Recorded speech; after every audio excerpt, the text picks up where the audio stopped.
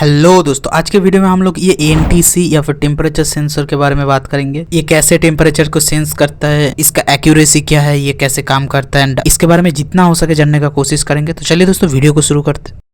तो पहले तो दोस्तों देखते हैं कि ये एनटीसी होता क्या है। ये actually NTC for negative temperature coefficient है। मतलब ये टेम्परेचर को सेंस कर सकता है नेगेटिव रेसिस्टेंस से। मतलब अगर इसमें टेम्परेचर अप्लाई होता है तो इस दो पिन का जो रेसिस्टेंस है ये कम हो जाएगा। तो आप सिंपली ये समझ सकते हैं ये एक रेसिस्टर है, जहां पर अगर इसमें टेम्परेचर अप्लाई होता है तो इसका रेसिस्टेंस चेंज होता है। पर नॉर्मल जो रेसिस्टर है उसका रेसिस्टेंस चेंज नहीं होता। जनरली इसका रेसिस्टेंस जो होता है यहाँ पर लिखा हुआ होता है 103 करके है। यहाँ पर पहला दो तो है डिजिट है, फर्स्ट डिजिट, सेकंड डिजिट है, एंड ये लास्ट में जो है ये मल्टीप्लायर है। मतलब इसका जो वैल्यू होगा ये होगा, जहां पर ये तो फर्स्ट डिजिट है, सेकंड डिजिट है, नहीं ये मल्टीप्लायर है 10 का। 10,000 या फिर 10 के आप बोल सकते हो, या फिर 10,000 ओम या फिर 10 किलो ओम, तो ये बोल सकते हो। मतलब ये 10K का रेसिस्टर है। ये जो 10K का रेसिस्टर है इसका ही सेम वैल्यू का फर्क बस ये है, टेम्परेचर के साथ साथ रेसिस्टेंस चेंज करता है। चेंज ऐसे करता है दोस्तों कि ये टेम्परेचर के साथ साथ रेसिस्टेंस को कम करता है, क्योंकि इसका नाम ही एनटीसी है, नेगेटिव टेम्परेचर कोफिशिएंट। तो अगर हम लोग प्रैक्टिकली देखते हैं, इसका दो लीड में कनेक्ट करने से आप देख सकते हो कुछ वैल्यू वाला है 8K करके, 8K 7K करके। एक्चुअली ये रूम टेम्परेचर कुछ है तो एग्जैक्टली 10K को नहीं देगा,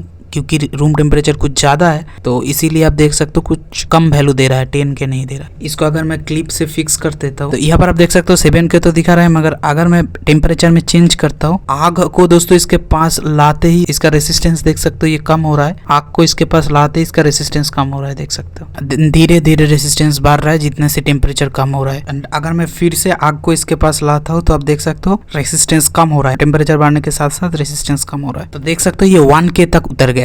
दोस्तों इसका टेम्परेचर के साथ रेसिस्टेंस का क्या रिलेशन है, इसका अगर हम लोग ग्राफ से समझते हैं तो इसका टेम्परेचर अपन रेसिस्टेंस का जो ग्राफ है ये लीनियर नहीं है। मतलब टेम्परेचर बढ़ने के साथ साथ एक ही साथ ये कम नहीं होगा। इसका ग्राफ दोस्तों ऐसा है, आप देख सकते हो। मतलब इसका टेम्परेचर बढ़ने के साथ साथ रेसिस्टेंस तो कम होगा, मगर ये लीनियरली कम नहीं होगा दोस्तों, ये ऐसे कम होगा। मतलब अगर टेम्परेचर थोड़ा सा बढ़ता है तो एक तो झट से नीचे आ जाएगा, उसके बाद धीरे धीरे से नीचे आएगा। एंड एक पॉइंट ऐसा आएगा कि टेम्परेचर बढ़ने के साथ साथ ये रेसिस्टेंस बहुत ही धीरे से घटेगा। आप देख सकते हो ये ऐसे जाएगा। अगर लीनियर होता तो रेसिस्टेंस बढ़ने के साथ साथ टेम्परेचर जैसे ये बढ़ता तो ऐसे ये कम था, मगर ये ऐसा नहीं है, तो इस बात का आपको ध्यान रखना पड़ेगा। अगर आप ये ग्राफ को फॉलो भी करते हो तो भी इसका जो एक्यूरेसी होगा वो 0.5 डिग्री सेंटीग्रेड ऊपर नीचे हो सकता है। मतलब ये सस्ते में अच्छा काम करता है, मगर आपको ये ग्राफ को फॉलो करना होगा, डेटा ऐसे एंट्री करना होगा। मगर प्रैक्टिकली तो ये ग्राफ को फॉलो करना बहुत ही ज्यादा मुश्किल है। अगर हम लोग लीनियरली फॉलो करते हैं तो थोड़ा सा एक्यूरेसी में ज्यादा फर्क आएगा, मगर ये काम करेगा। तो दोस्तों इसको अगर हम लोग प्रैक्टिकली यूज करना चाहे तो इसका रेसिस्टेंस तो यूज नहीं कर सकते, क्योंकि कैसे हम लोग यूज करेंगे, मगर वोल्टेज को मेजर करके ये जान सकते हैं कि इसका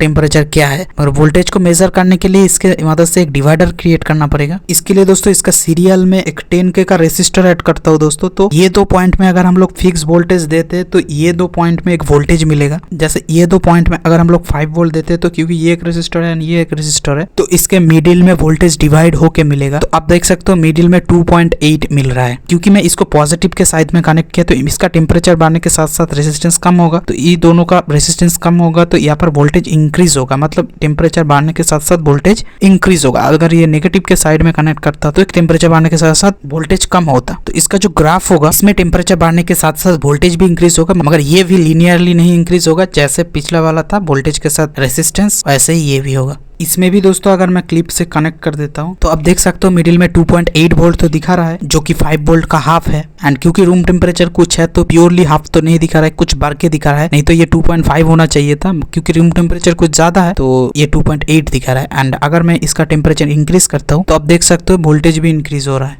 तो देख सकते हो ज़्यादा इंक्रीज करने से ये 5 वोल्ट के आसपास चला जाएगा, 3 वोल्ट एंड 3.6, 3.9, 4 वोल्ट, 5 वोल्ट के आसपास जा रहा है। ये दोस्तों -50 डिग्री सेंटीग्रेड से +150 डिग्री सेंटीग्रेड तक टेम्परेचर को सेंस कर सकते हैं। तो 200 डिग्री का रेंज है, 100 डिग्री तो आराम से ये देख लेता है। ये तो दोस्तों ये तो बताना मुश्किल है इस दोनों पॉइंट में कितना वोल्टेज देने से कितना टेम्परेचर में इसमें कितना वोल्टेज देगा, मगर इसको आपको मैनुअली सेट करना पड़ता है।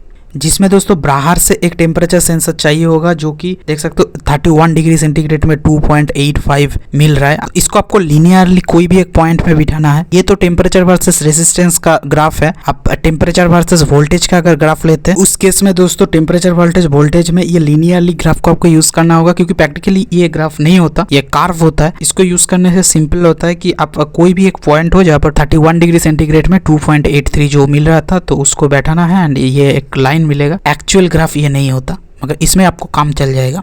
दोस्तों ऐसे तो माइक्रो कंट्रोलर को यूज करके भी इसका टेम्परेचर सेंस किया जा सकता है, क्योंकि ये एनालॉग में देता है, मगर ये मैं रिकमेंड नहीं करूंगा। हाँ, ये सस्ते में जरूर मिलता है, मगर डिजिटल सेंसर भी आता है जो कि एक्यूरेट टेम्परेचर को सेंस करके डिजिटली सेंड कर सकते हैं। तो मैं तो रिकमेंड करूंगा इसको इस्तेमाल कीजिए। एंड इसको अगर इस्तेमाल करते हो तो आपको ऐसे प्रोग्राम लिखना पड़ेगा, क्योंकि जैसे मैं बताया कि लीनियरी वोल्टेज को मैप करना पड़ेगा, तो ऐसे डिवाइडर के फॉर्मेट में लीनियरी वोल्टेज को मैप करना पड़ेगा। तो यही था आज का वीडियो दोस्तों। आपको वीडियो कैसा लगा आप कमेंट में बताइए। आई होप दोस्तों आपको अच्छा लगा होगा।